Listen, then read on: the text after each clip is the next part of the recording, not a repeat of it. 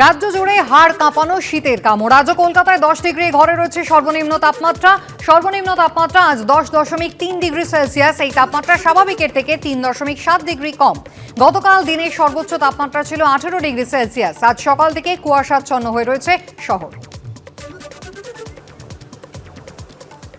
2025 সালে প্রধানমন্ত্রী নরেন্দ্র মোদী মোট 5 বার এসেছেন এ রাজ্যে। আর নতুন বছর শুরুতে ফের তিনি আসবেন পশ্চিমবঙ্গে।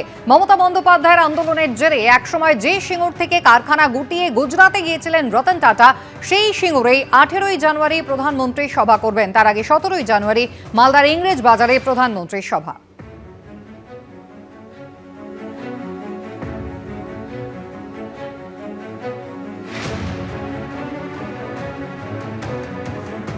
মোদিজির সভা হবে সিঙ্গুরে, ঐতিহাসিক জনসভা হবে। কারণ মনে আছে এই সিঙ্গুরের জমি ছেড়ে টাটা চলে গেছিল, রতন টাটা চলে গেছিল, স্বর্গীয় রতন টাটা, এবং বলে গেছিলেন যে আমি ব্যাড এম ছেড়ে গুড এম এর কাছে যাচ্ছি। রতন টাটা তো ভুল হতে পারে না, দেখো মমতা বন্দ্যোপাধ্যায় ভুল হতে পারে। প্রধানমন্ত্রী আগে হিসাব দিন, তার 14 বছরে ক লাখ কারখানা গোটা দেশে বন্ধ হয়েছে, কতজন শ্রমিক কর্মচ্যুত হয়েছেন, কিভাবে বেকারত্বের হার বেড়েছে। প্রধানমন্ত্রী আগে সেই হিসাব। নতুন বছরের শুরুতেই ফের একবার রাজ্যে আসছেন নরেন্দ্র মোদী। মমতা বন্দ্যোপাধ্যায়ের আন্দোলনের জেরে একসময় যে সিঙ্গুর থেকে কারখানা গুটিয়ে গুজরাতে গিয়েছিলেন রতন টাটা, সেই সিঙ্গুরেই আগামী 18ই জানুয়ারি সভা করবেন প্রধানমন্ত্রী নরেন্দ্র মোদী। আর তার আগের দিন অর্থাৎ 17ই জানুয়ারি মালদার ইংরেজ বাজারে তার সভা রয়েছে।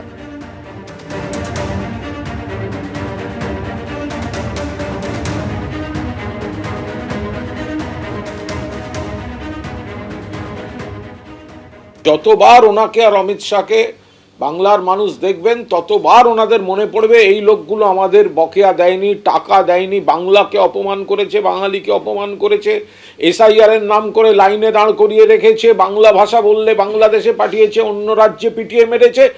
ফলে একটা ভোটও বিজেপির কাছে আসবে না। এখন মাননীয় রাজ্য সভাপতি রাজ্যে রাজ্যে ঘুরছেন, আর বিরোধী দলের নেতা আমাদের তিনিও জেলায় জেলায় সভা করছেন। তো জানুয়ারি মাসে সমস্ত জেলাতেই কোনো না কোনো নেতা সভা করে নেবেন। আর মাঝখানে মাননীয় মোদিজি, মাননীয় অমিত শাহজি তারাও আসবেন, মাননীয় জগৎ প্রসাদ নাড্ডা আমাদের প্রেসিডেন্ট তিনিও আসছেন। তো বিভিন্ন প্রোগ্রামে সাধারণ কর্মীদের এবং সাধারণ মানুষ পর্যন্ত পৌঁছানোর চেষ্টা এই মাসে আমরা করছি। এদিকে ডোনাল্ড ট্রাম্পের মুখে ফের একবার নরেন্দ্র মোদীর নাম। আমায় নিয়ে খুশি নন প্রধানমন্ত্রী মোদী। তেলের উপর শুল্ক আরোপের কারণে বর্তমানে মোদী আমার উপর অখুশি, এমনটাই মন্তব্য করেছেন আমেরিকার প্রেসিডেন্ট ডোনাল্ড ট্রাম্প। দিন কয়েক আগে ভারতের তাকে খুশি করা গুরুত্বপূর্ণ বলে জানিয়েছিলেন আমেরিকার প্রেসিডেন্ট। রাশিয়ার থেকে তেল কেনা চালিয়ে গেলে আগামীতে ভারতের উপর আরও শুল্ক চাপানোর হুমকি দিয়েছিলেন তিনি। শুল্ক হুমকির পাশাপাশি ভারতের সামনে অ্যাপাচে হেলিকপ্টারের প্রসঙ্গও ঝুলিয়ে রেখেছেন ডোনাল্ড ট্রাম্প। অ্যাপাচে হেলিকপ্টারের জন্য 5 বছর ধরে অপেক্ষা করে আছে ভারত, মন্তব্য করেছেন ডোনাল্ড ট্রাম্প।